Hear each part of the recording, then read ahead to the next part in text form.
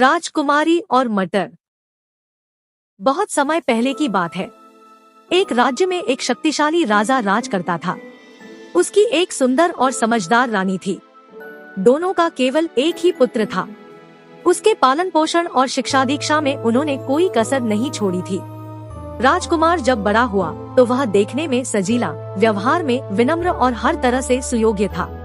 पड़ोसी राज्यों के कई राजा अपनी पुत्रियों से राजकुमार का विवाह करवाना चाहते थे।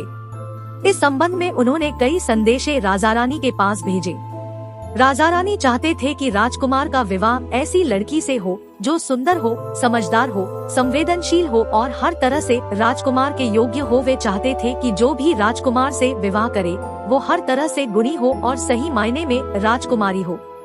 उन्होंने राजकुमार को उन राज्यों में भेजा जहां से उसके लिए रिश्ते आए थे, ताकि वह राजकुमारियों से मिलकर उन्हें परख सके। राजकुमार ने कई राज्यों की यात्रा की, लेकिन वहां उसे कोई भी सही मायने में राजकुमारी नहीं लगी। हर किसी में कुछ न कुछ कमी थी।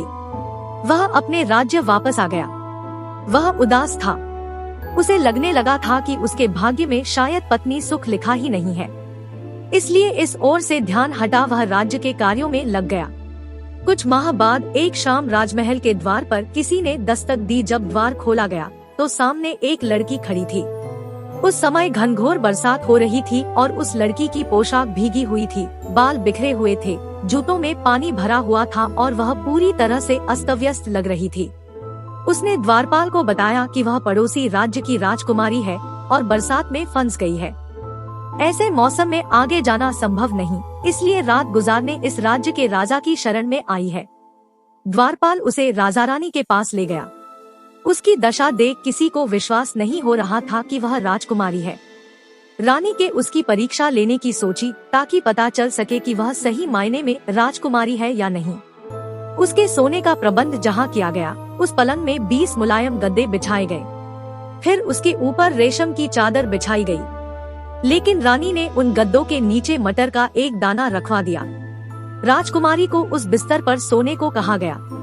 अगले दिन रानी बेसब्री से राजकुमारी के शयन कक्ष से बाहर आने का इंतजार कर रही थी। राजकुमारी जब अपने शयन कक्ष से बाहर आई और रानी के पास गई, तो रानी ने पूछा, तुम्हें रात में नींद तो अच्छी आई ना? राजकुमारी बोली, नहीं, मैं एक क्षण के लिए भी सो नहीं पाई, क्योंकि उस बिस्तर पर कुछ था जो मुझे चुभ रहा था।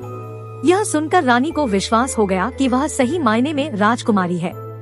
20 गद्दों के नीचे रखे मटर को दाने को जो महसूस कर ले, ऐसी ये संवेदनशीलता एक राजकुमारी की ही हो सकती है।